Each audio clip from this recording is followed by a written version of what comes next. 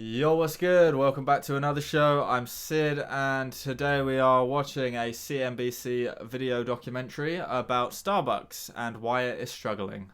If I was to guess, it would be because I no longer work there. Ha ha ha ha. LOL. Ha, I'm such an important part of this company. When I quit, downhill slide. Right, let's get it. With over 38,000 stores worldwide and nearly 30... I actually did work at Starbucks. I was a team leader, but I'm not anymore. $6 billion in net revenue. It's one of the most recognizable brands in the world. They gave me a free cup. Starbucks. Which is like, oh, you can, it's actually a green cup, but I guess you can't see that because of the brick wall. The very real brick wall behind me. Love the long-term chart here. We think they have more control over their own destiny right now than a lot of other consumer names. It's Willy Wonka in the cold brew factory. But in recent months... Willy Wonka and the cold brew factory. Are you... I mean, that guy's funny though. That's the Jim Cramer guy, right? I like him. He should change his name when he talks about Starbucks to Jim Creamer. No? Okay. Starbucks isn't looking like the company that many Americans once fell in love with.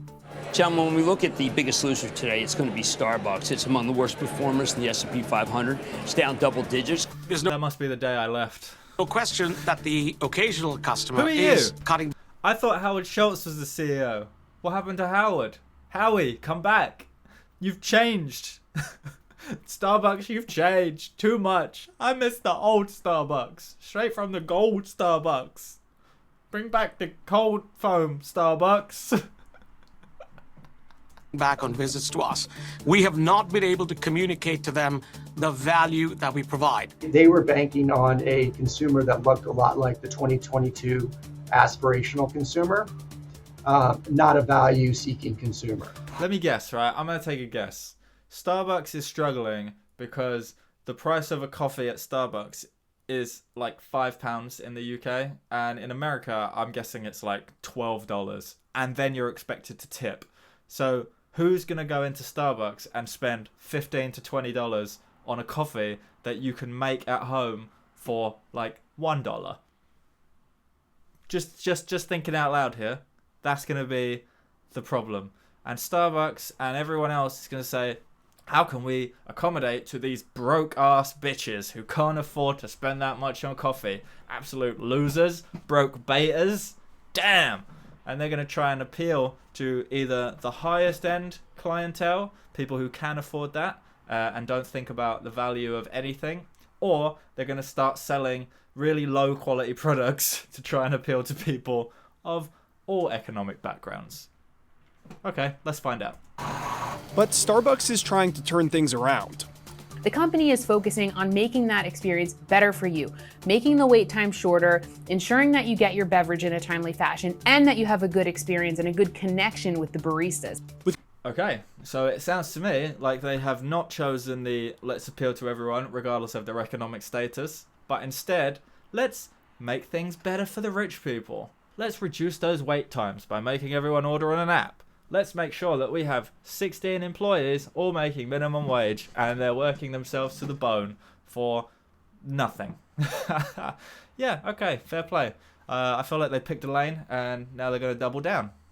With consumers spending their dollars more carefully than ever before, will improved workflows and a push towards value be enough for Starbucks to get back on track? If they made the drinks like 4 times as big, I still wouldn't buy Starbucks. The only reason I do buy Starbucks sometimes is because their filter coffee, which is just like the cheap black coffee, is quite cheap. It's like £1 to £2, depending on where you are. In London, it's more expensive. Outside of London, it's a little bit more reasonable. Same with other places here. We have Pret a Manger, which is a coffee chain. Costa, Nero. Their filter coffee is very cheap. Everything else, very expensive. So I will go in there, and I usually collect points on the apps when I do buy things for £1. After a while, it builds up, and then you can start having like extra stuff. Oh, I want this coffee, but can you put some vanilla or caramel in it? And it becomes a freebie. That is the only reason that I ever buy anything from these places, is because the rewards add up over time. And I'm not going in there and spending this much.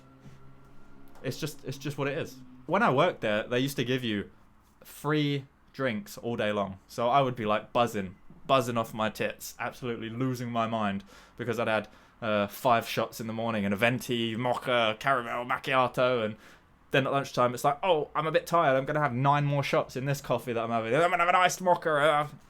It was nuts. And the fact that they could just give those away to employee implies that everything they're using is worthless. Like, it costs nothing, and their markup is insane.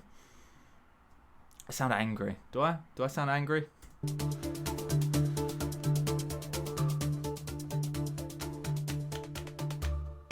I'm walking into the CNBC offices in Midtown Manhattan, which is one of the busiest parts of New York City. I'm about to place an order in the Starbucks app, and we're going to see how long it takes to prep a drink.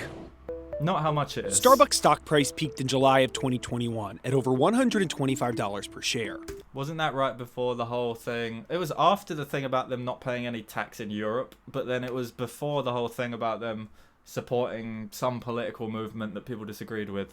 Not my bag. I know very little, so I won't comment. But yeah, I feel like they lost like 10-20% of their stock value at one point because of political protests.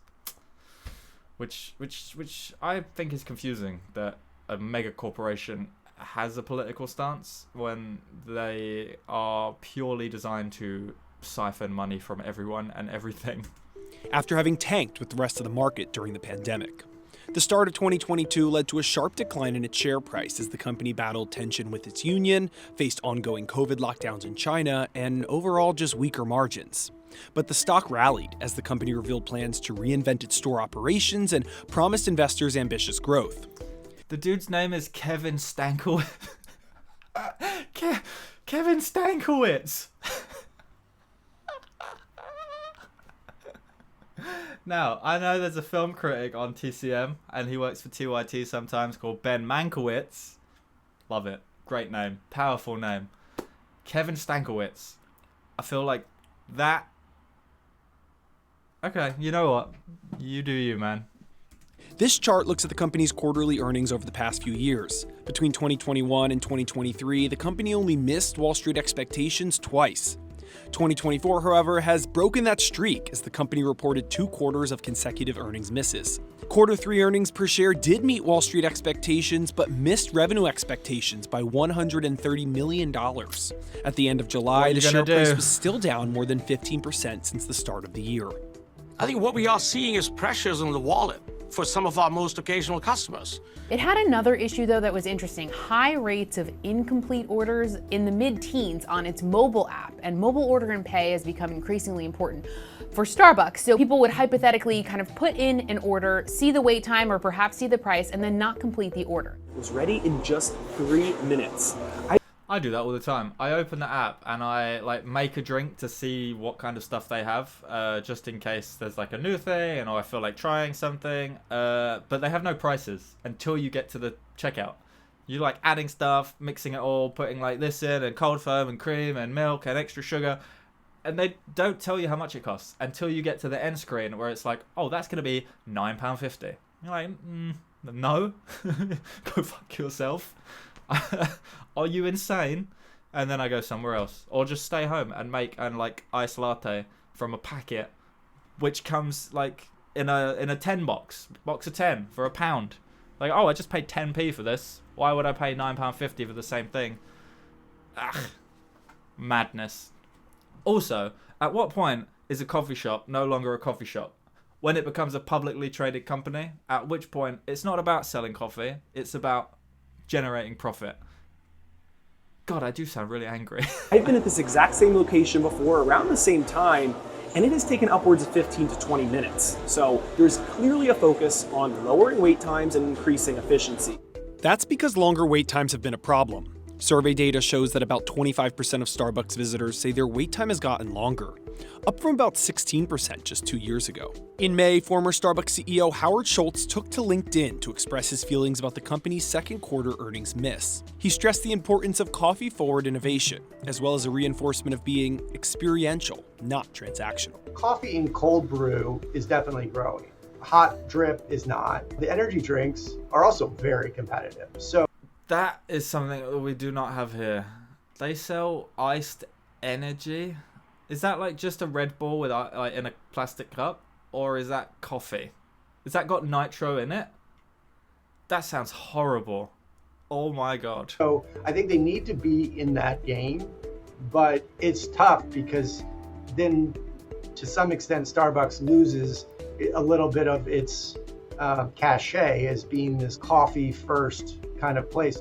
There has been a drifting away of people from Starbucks to other cafes, to independent coffee shops. And that's a problem because those people aren't necessarily spending less on coffee or beverages, they're just spending less at Starbucks. Do you know how I used to work out? Pretty much everything that I could buy. Like if I was going out and I was having drinks, or I was having a coffee, or I was going somewhere and getting lunch, in my head, I'm looking at the prices and going, how many hours would I have to work at my minimum wage job to pay for this meal, drink, etc.? And if the ratio is like, I can buy 3 coffees for an hour of work, I was like, maybe that's reasonable. Like I could buy 1 coffee and I still have some money left over. But when it gets to a point of like, oh, I'm working for an hour to have a drink that will last 15 minutes, I feel like something is missing there. Something has gone seriously wrong, and the prices are just way out of control. And I don't think about that with everything, obviously. Like sometimes you're just having fun, but a pint of beer in a pub, when I first moved to this city, was £2.80, and a pint of beer now is £6.50, which is like more than doubled in price. And my experience of going out and having a beer in a pub has not doubled. The value of that experience has not doubled. So why has the price doubled? I feel like that's the same with coffee, same with donuts, same with takeaway food. Like, why is the price going up if the value stays the same or goes down? The quality might even decrease as the price increases. It's madness. Competition in the coffee industry is intense. More than half of the market is composed of small business shops, and it's only set to get worse in the coming year. On top of it, Starbucks is contending with a new set of competitors as consumers are increasingly price conscious. When you're trying to go from being a third... This dude looks like an extra in Succession. Sorry, my guy. It's just Kevin McCarthy is your name? Bro, come on.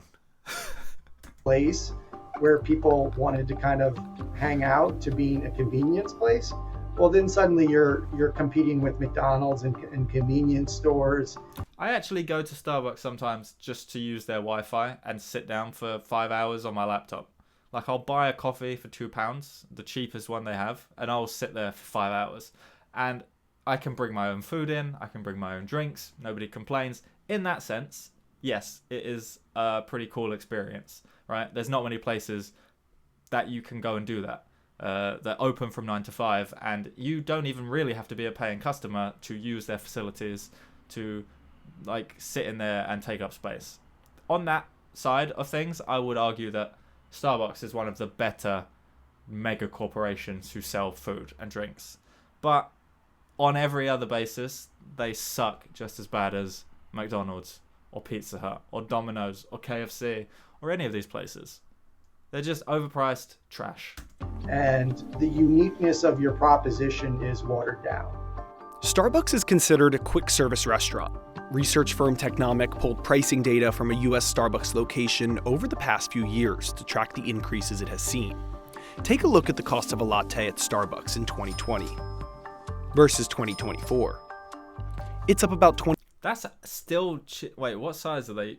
I feel like they've gone for the small one. I think that's tall. Here, that's not... Hang on. Starbucks is like way more expensive here than it is in America. That makes no sense. I'm actually blown away by that. If that's true, $3.95, $4, $5 is like $2.50, £3. But a regular latte here is like £4.50, which is about $8. Damn. What the... 25%. Now take a look at the cost of a latte from McDonald's. It's up over 40% during the same time period. While that increase is a lot higher, it's still cheaper than Starbucks, so more attractive to a price-conscious consumer. That's actually mad. I didn't realize that the UK is being ripped off so severely by you American corporate juggernauts. Mind-blowing. That matters because Starbucks now has to increasingly compete as a value player.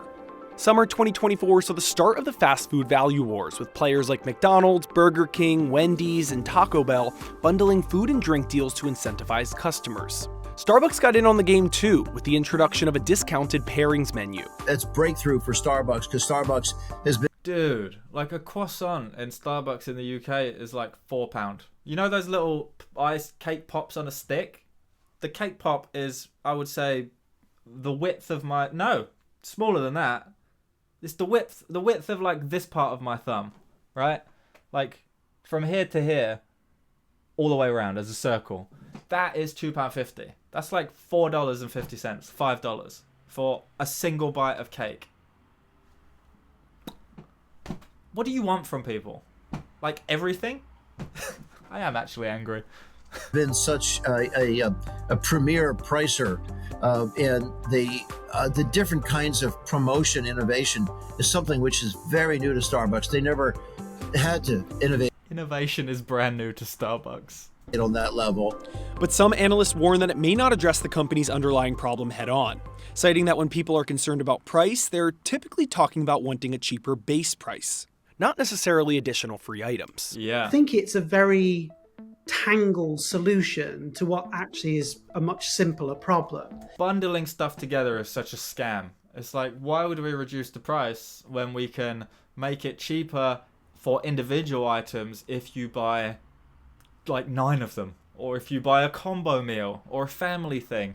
Like, I don't want that. I want a cheeseburger and some nuggets. Like, I want to spend £5 and be done. You're like, no, buy nuggets and dippers and a burger and a Big Mac and fries and family size it, super size it. You want a drink with that? It's cheaper. It's cheaper than buying all those things separate. So I don't want all those things separate. All together. Oh, I see the Late Show there in the reflection. They must be actually in, like, New York. That's cool. They've sort of really gone round the houses with it. And I think it suggests that management is not really focused and doesn't really understand the core of the issues, which is why it's sort of addressing them in a very oblique way. But the coffee giant is not just hurting in the US. Competition overseas has also taken a toll on sales. Starbucks saw its same-store sales decline at an even stronger rate in China than North America. It was previously the largest coffee house chain in China, but that changed in 2023 when another coffee chain called Luckin took the country's top spot. It nearly doubled its store count in just a year, leaving the total number of Starbucks company-operated locations trailing by nearly 3,700 stores. Starbucks is still focusing on opening stores around the globe in markets including India, which is a newer expansion plan for them, and China, which is their second home market and has long been a key market for the company. There's been some criticism of that approach given the challenges that Starbucks is seeing in the US, which is its home market, of if it should continue to expand while business is struggling, but it is pushing ahead with those plans because it's seeing demand in those areas. It wants to continue to grow and also improve its business in the US at the same time. Look at the fundamentals of the U.S. business. We are holding share in the U.S. We are still the largest player in out-of-home coffee. If you look at some of the metrics that we have... Donuts, Tim Horton said you are not holding share, sir. I regard them as being seminal companies. Tim Horton says cap. Tim Horton calls cap on Starbucks bullshit. Says John Kramer. What's his name? No, that's Jigsaw, isn't it? I only know it's Kramer from Seinfeld. No, who is this guy? Jim Kramer, the money mad lunatic. That are just as good when it comes to McDonald's says you are losing share. They need to get that US business back on a steady footing. They need to get it back into growth, and that really will push the business back into positive territory in the minds of investors. Starbucks and Workers United, a union that represents some of its workers, have long-standing tension, especially under Howard Schultz, who ended his third stint as CEO in March of 2023.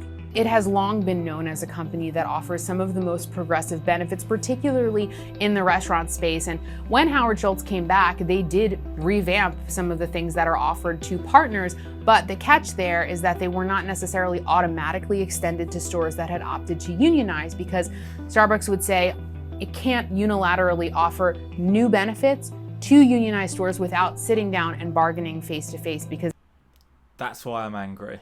Because Starbucks is an evil company when it comes to employee rights. They'll give you free drinks. They'll promise that you can get promoted and progress through the store. And they sometimes give you discounts on like food for friends and family. But if you ask for rights and a pay rise and union collectivism, then you can go fuck yourself. They're going to fire you or close the stores.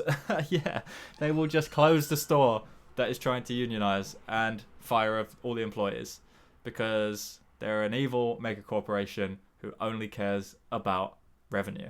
Because that's how labor law works. Starbucks doesn't really like unions. A lot of coffee shops have wanted to unionize. It's led to great friction between management and those workers. There have been some firings, and obviously the unions are very much against that, and it alienates other workers, even those who are not looking to unionize. Former PepsiCo executive Laxman Narasimhan took the helm as Schultz's successor in 2023. He has worked to help remedy the strained relationship. The Israel-Hamas war is another issue Starbucks has been dealing with. The company has not taken any official stance, but a narrative took off on social media that led to widespread boycotts that hurt sales in the region and beyond. I think that the current social issue that is plaguing Starbucks right now in the Middle East, from a perception standpoint, will dissipate. I think as we look into When I worked at Starbucks, I used to have to get there for opening the store, and we'd open at 7 or 7:30 for the public, but we'd have to be there an hour earlier to like open up, set all the machines up, make sure everything is up and running properly. I would be there on time every morning in the cold, in the middle of winter, and be stood outside for sometimes 15, 20 minutes waiting for the person with the keys to come and unlock that door. We then had to go inside, and the first thing you do is log in on the till and clock in, right? So that you can be paid, and you're paid by the minute. So if I am supposed to clock in at, let's say, 6:30, and I don't actually get into the building until 6:45 because the person with the key is late, or they didn't wake up, or the traffic or whatever, then I don't get that 15 minutes back, because on the system it shows that I was late. So it has to be manually adapted, which means that the person in charge has to acknowledge fault, say I was late, it was my fault, everybody's going to get paid. But they didn't do that. They just sacked it off. And if you were a minute late clocking in when they were on time, if you showed up late, or you didn't clock out to go to the toilet or to have your 15-minute break, then you would be in the office and they would be complaining. Like, it was down to the minute when it was on me. But when it was the other side, when it was management and the people in charge, it was like, who cares? 15 minutes of pay, you don't need it. Not to mention starting shifts, but when you were closing the store closed at, let's say, 7 o'clock, right? And the shift pattern that I was on would end at 7:30. Fine, okay. You need a little time to close up, do the same thing that you did in the morning in reverse. Except if the closing of the store went on for another 15, 30, an hour, 30 minutes to an hour, then you were expected to stay.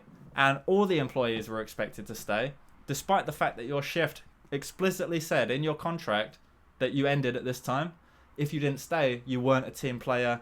You were like marginalized, told that you weren't working hard enough. It was unbelievable. And that's because there's no unions. It's just basic workers' rights. God, I am angry. What's the point in making this video? My analytics are insane. If I make a Love Bite video or a Bandmade video, it gets 1,000 views. If I make a video like this, and I actually say something that I genuinely care about, or I think is more interesting to talk about, it'll get 3 views over a week. And I sat here for 45 minutes or an hour in some cases. It's a little frustrating, but it's fine. I like doing it. I'm just in a bad mood now. Thanks, Howard Schultz. 5, it'll be less of a headwind. I think these kind of boycotts, they tend to be from a small but pretty vocal minority. It's a shame that Starbucks loses that custom, sure, but it doesn't make an enormous dent in the revenue for Starbucks. When analyzing the problems that Starbucks is facing, the size and scope of the business must be put into context. The company generated about $36 billion of net revenue last year and Rookie controls numbers! 26.5% of the U.S. coffee and snack shop market. For reference, the second largest player was Krispy Kreme, with less than a 3% share. It's not a business that's in dire straits. It's not a business that suddenly is irrelevant to consumers. It's just finding growth a lot more difficult to come by. So they just need to re-engineer, tweak the proposition, really get back on the front foot, and they should be able to punch out some better numbers. Starbucks Q3 earnings were better than some investors expected, but sales from existing stores still declined 3% globally. With all of the initiatives that the company put out during this quarter, particularly in the US, when it comes to energy drinks, boba, all the deals that were coming through the app, it's disheartening to not see traffic improve that much. The company is streamlining its in-store operations with the introduction of the Siren Craft system. They're doing a few different things. One of them is adding a play caller role to the production line. So that's someone who can kind of jump out and help in certain areas when the store gets busy unexpectedly. The baristas also have access to the digital production manager, and that's essentially an iPad system, but they're able to better control orders as they come in and perhaps reorder them if necessary. And then one more thing that they're doing is resequencing how beverages are made. Seeing the new Siren system that they're in the process of implementing, it makes total sense. It's not rocket science, it's linear batch flow. The digital apps aren't cutting it. You need more obvious value across the system. It was also reported that activists They're so big that they got lazy, didn't innovate, and now they're trying to streamline the process to justify the increased cost without actually adding any substantial value. Basically, they've gone, we kind of fell off, and now we're trying to get back to that baseline that we were at when people used to like us, to make up for the fact that everything is expensive and nobody wants to hang out here anymore. Fair. This firm, Elliott Investment Management, has been working with the company in recent weeks to help boost its stock price. Thank you. With the company's acknowledgement of an increasingly choosy customer, the implementation of systems being put in place to reduce wait times and improve the customer experience, along with easing tensions with the Workers United Union, only time will tell if the company can regain its footing after the rocky first half of 2024. It all adds up to a picture of a company that has lost its way. The thing is, of course, you can lose your way fairly easily, but you can get back on track again. It's very rare people remain lost forever. Okay.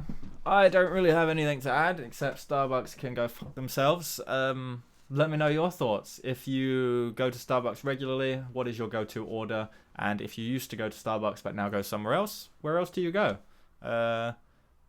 Yeah, I like these type of videos because I get to just talk randomly about what I'm feeling and thinking about, like, things that aren't necessarily as black and white as music videos, but nobody watches them, so I'm really just talking into the void, which almost makes it better because I can say whatever I want and nobody will ever know. But yeah, hope you're having a great day. Like, subscribe, ring the notification bell, all that good stuff. Really helps me out. I appreciate it, and it lets YouTube know something, probably. Thank you for watching, and I will catch you in the next one. Peace.